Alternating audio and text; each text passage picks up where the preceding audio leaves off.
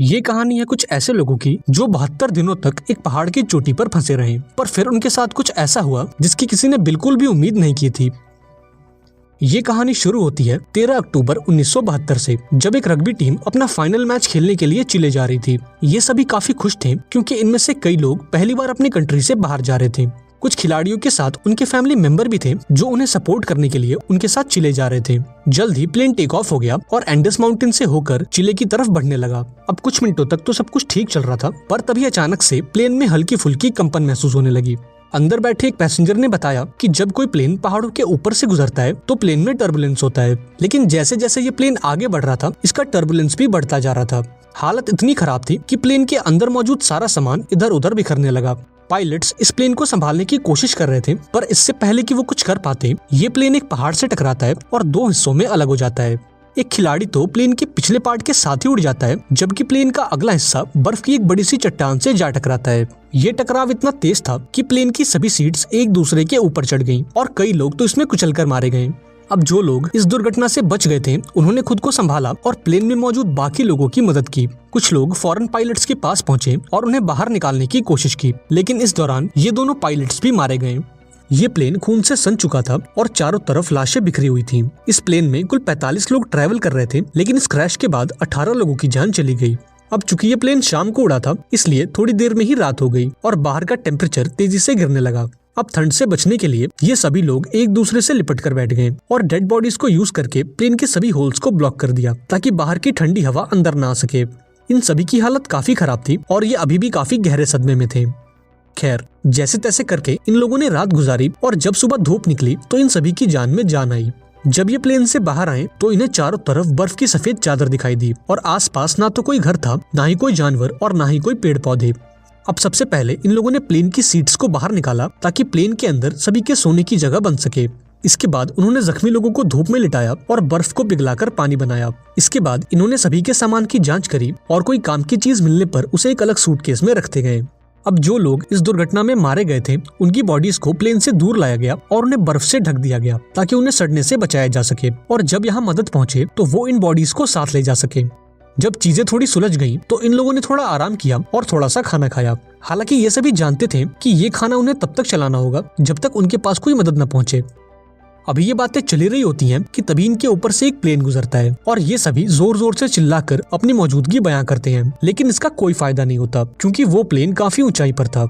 कुछ घंटों में रात हो गई और ये सभी एक्स्ट्रा कपड़े पहनकर प्लेन के अंदर छुप गए और अंदर मौजूद लगेज का इस्तेमाल करके प्लेन के सभी होल्स को बंद कर दिया।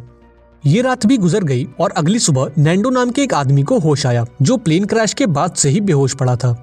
नैंडो की हालत इतनी खराब थी कि वो अपने पैरों पर खड़े होने लायक भी नहीं था, लेकिन इसके बावजूद वो अपनी बहन के पास गया और उसे गले से लगा लिया।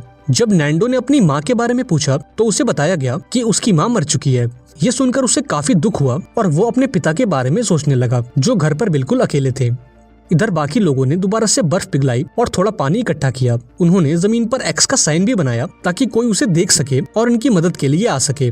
तभी एक और प्लेन इनके ऊपर से गुजरा और इन लोगों ने शीशे चमकाकर उसका ध्यान खींचने की कोशिश की, लेकिन ये प्लेन भी यहाँ से चला गया। इन लोगों को लग रहा था कि शायद उस प्लेन ने इन्हें देख लिया है और अब बहुत जल्द इन तक मदद पहुंच जाएगी, लेकिन एक रात और गुजर गई और कोई इन्हें बचाने नहीं आया।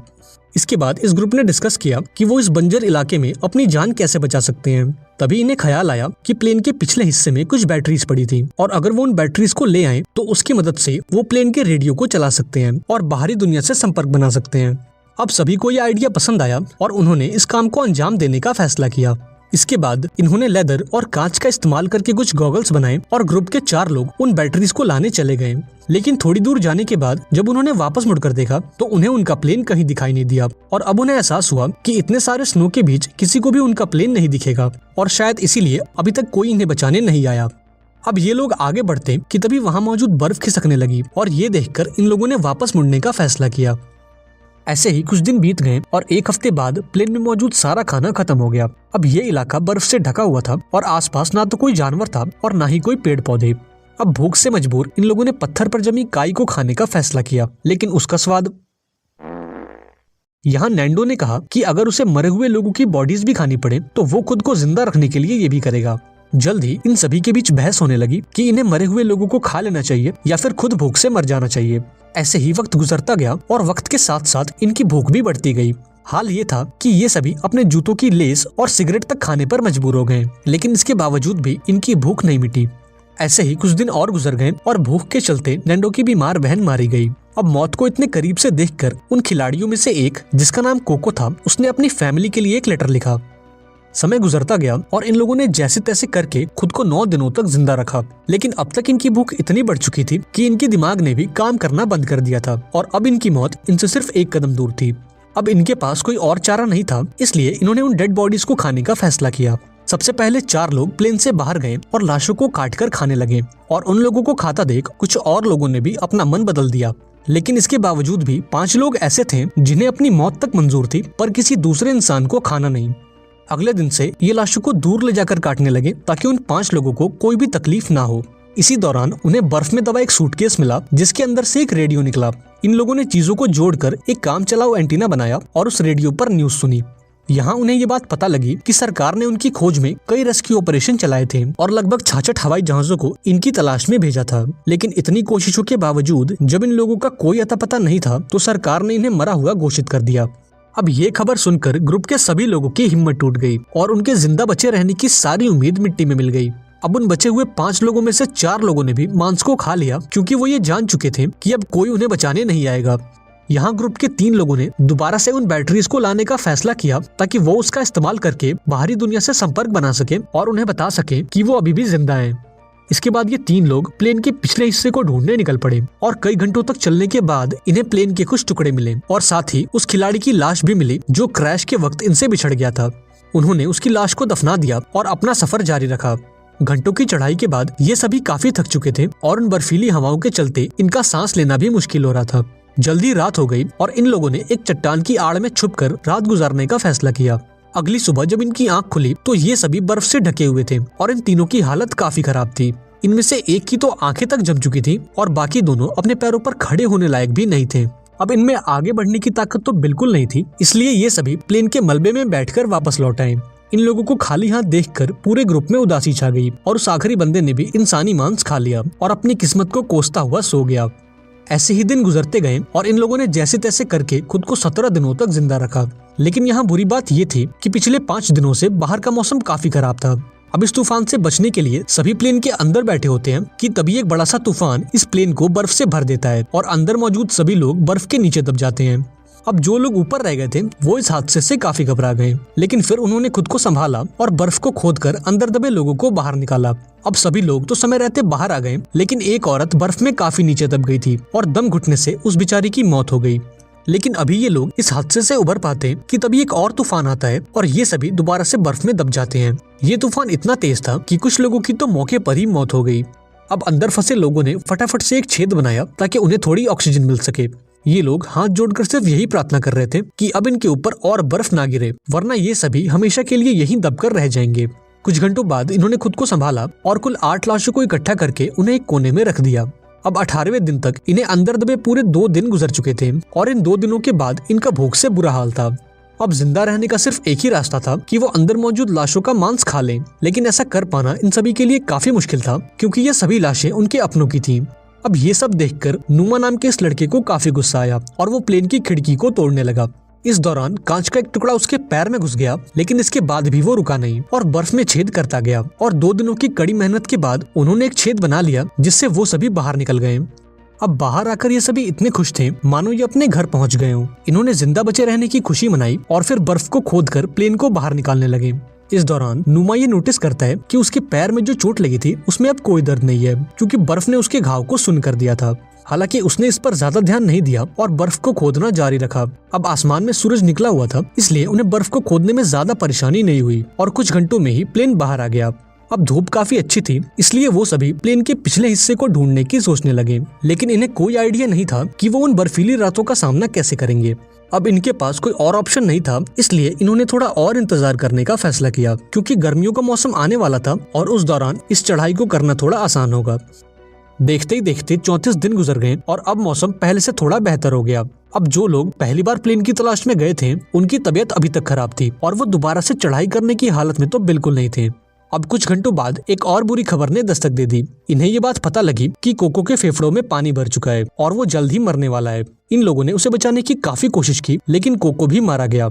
इसके बाद इन लोगों ने उसकी बॉडी को दफना दिया और उसके लिखे हुए लेटर को संभाल कर रख लिया।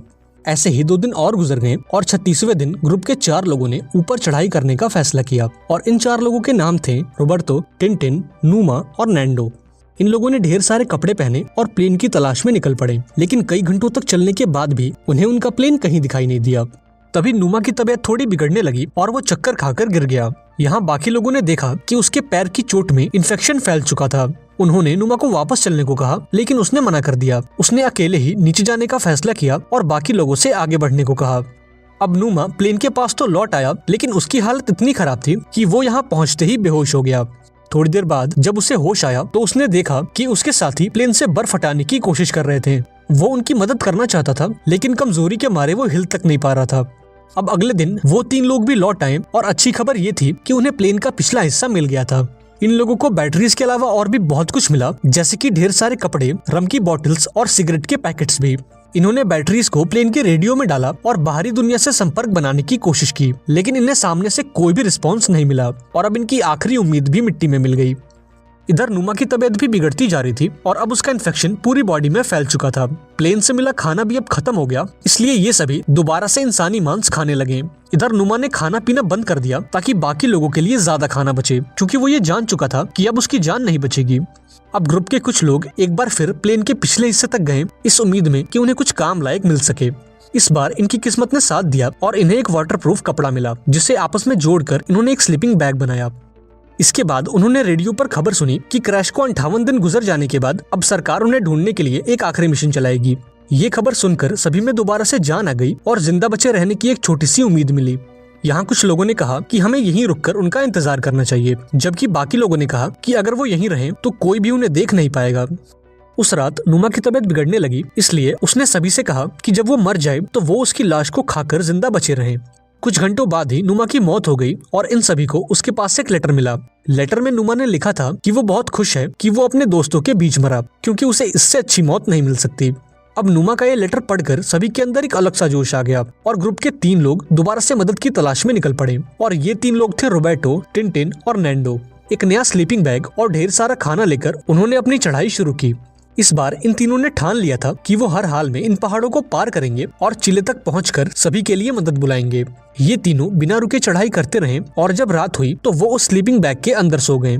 अगली सुबह इन्होंने फिर से अपनी चढ़ाई शुरू कर दी और पहाड़ की चोटी तक पहुंच गए, लेकिन ऊपर का नजारा देखकर मानो इनकी हिम्मत सी टूट गई।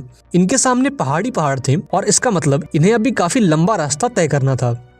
इनके मन में ख्याल आया कि वो सभी वापस मुड़ जाएं, क्योंकि इस सफर को पूरा करने के लिए उनके पास पर्याप्त खाना नहीं था। यहाँ टिनटिन ने अपना खाना इन दोनों को दे दिया और खुद वापस लौट गया ताकि ये दोनों इस सफर को पूरा कर सकें। हालांकि ये सफर काफी लंबा और चुनौतियों से भरा हुआ था, लेकिन फिर भी इन दोनों ने हार नहीं मानी और आगे बढ़ते रहे और आखिर 10 दिनों तक लगातार चलने के बाद इन दोनों की मेहनत रंग लाई। ये दोनों एक ऐसे इलाके में पहुंचे जहाँ ऊपर के मुकाबले बर्फ काफी कम थी।